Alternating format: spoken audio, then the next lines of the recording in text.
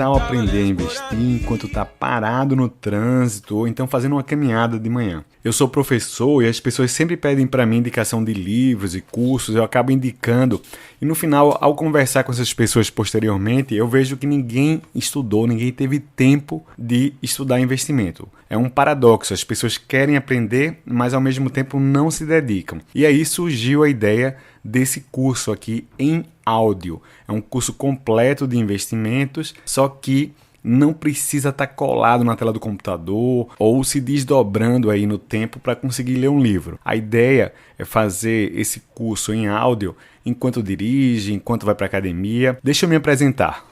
Meu nome é Antônio Amorim, eu sou economista, sou mestre em finanças, sou também investidor e sou professor há mais de 20 anos. Na última década, eu tenho me dedicado a preparar profissionais de investimento para certificações financeiras. Então, se vocês quiserem dar uma olhadinha no Instagram, o meu IG é Antônio Amorim Neto.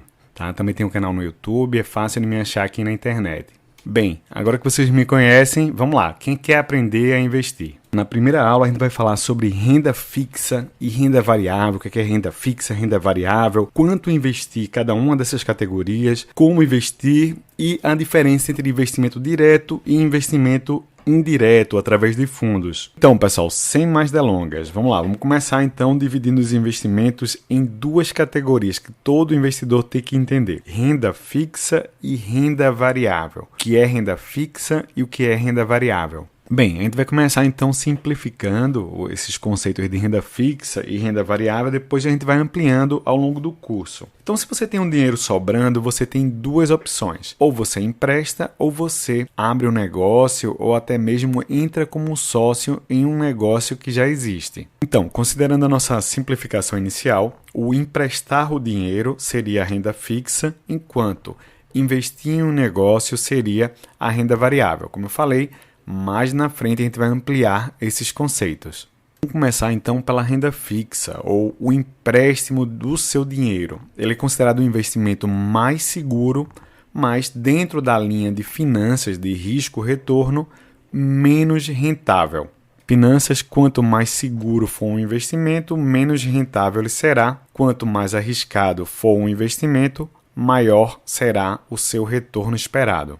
O princípio básico que a gente não pode abandonar: não existe almoço grátis, não existe investimento de baixo risco e de alto retorno. Essa é a primeira lição aí para o investidor. Então, a renda fixa ou empréstimo de dinheiro ele é um investimento mais seguro, como a gente falou, mas também tem risco de quem pegou emprestado, seja um governo, uma empresa, um banco, não pagar, ou seja, se tornar inadimplente. E a gente vai estudar os produtos de renda fixa, seus seguros e seus riscos. A ideia que a gente vai trabalhar aqui no curso é da diversificação como forma de gerenciamento de risco. Vai ver formas bem seguras, por exemplo, emprestar a banco, tem um fundo garantidor de crédito, vai ver que o Tesouro Direto, emprestar ao governo, também é uma forma bem tranquila de investir o dinheiro. A gente vai ver também como avaliar o risco de outros títulos, como, por exemplo, debêntures, LIS, que a gente vai estudar depois essa sigla, entre outros. Então, a renda fixa é um investimento que tende a ser mais seguro e menos rentável.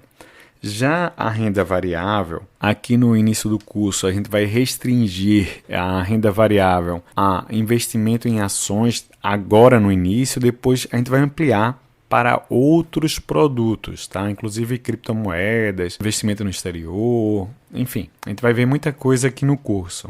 A renda variável, historicamente, ela tem uma rentabilidade maior no longo prazo do que a renda fixa. Como tudo em finanças que rende mais, o risco é bem maior. Então a ideia é alocar uma carteira que tenha um percentual de renda fixa e um percentual de renda variável que traga um equilíbrio entre rentabilidade e segurança, risco. Esse é o grande objetivo do investidor. Quando a gente fala em rentabilidade maior no longo prazo, esse longo prazo é um período de pelo menos uma década, tá? Então a gente se baseia muito em estudos americanos.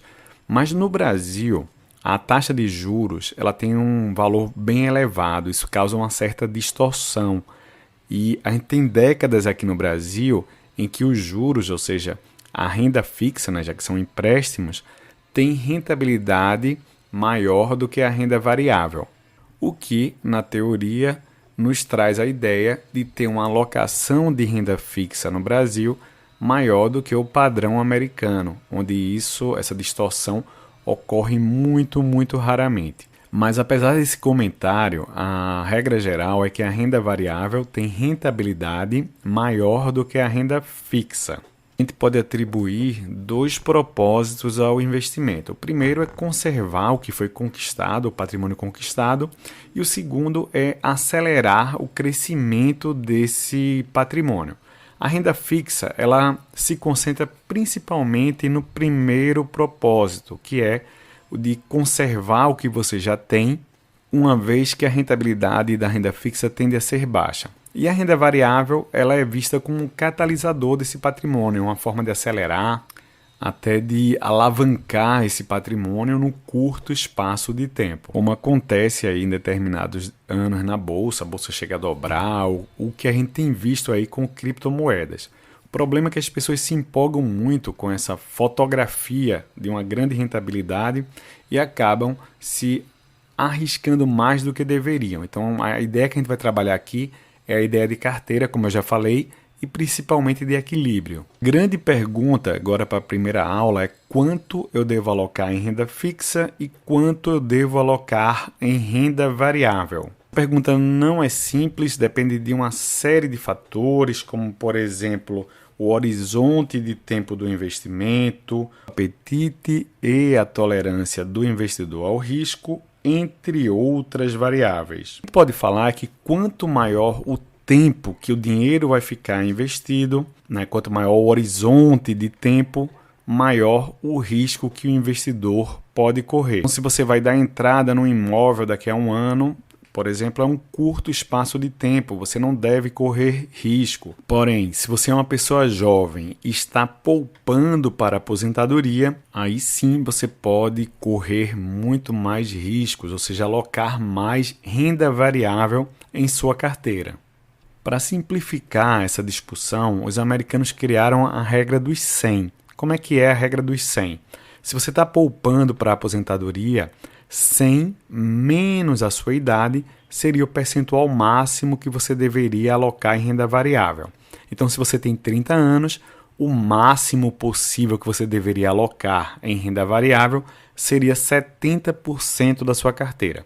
Se você tem 50 anos, o máximo seria metade da carteira. Só que, como a gente falou, o mercado americano é diferente do brasileiro, a bolsa é menos arriscada e a renda fixa, os juros lá são mais baixos, rende menos do que no Brasil. Então, alguns autores adotaram a regra dos 80 ou até mesmo dos 70 aqui no Brasil. Você pegaria 80 e reduziria a sua idade, se você tem 30 anos, ficaria ali 50% no máximo, tá? Não é uma alocação específica, para a renda variável. E como investir? Na próxima aula a gente vai falar um pouquinho sobre corretora, custos, mas uma discussão que eu queria trazer para a aula atual é o investimento direto, é quando você compra títulos, ações diretamente, versus o investimento em fundos. Quando você aplica em fundos, você está delegando o investimento ao gestor e está pagando ali uma taxa de administração ou até mesmo outras taxas, como taxa de performance e etc. Então a gente vai focar aqui o curso principalmente no investimento direto, mas também vamos estudar lá na frente um pouco de fundos, de taxas, de opções de investimento. A ideia é otimizar sem descartar nada. Então investir não é excluir, a gente procura diversificar sempre, claro, alocando maiores parcelas em investimentos de baixo custo, com mais potencial de rentabilidade e sempre equilibrando com a questão do risco. Então, fiquem ligados aqui no curso. Esse curso eu vou procurar usar sempre uma linguagem simples, mas é um curso bem completo, onde eu estou adaptando o material que eu uso no curso para profissionais para o investidor. Então ele tem até um perfil mais dinâmico do que o curso voltado para o profissional. Até a próxima aula, pessoal!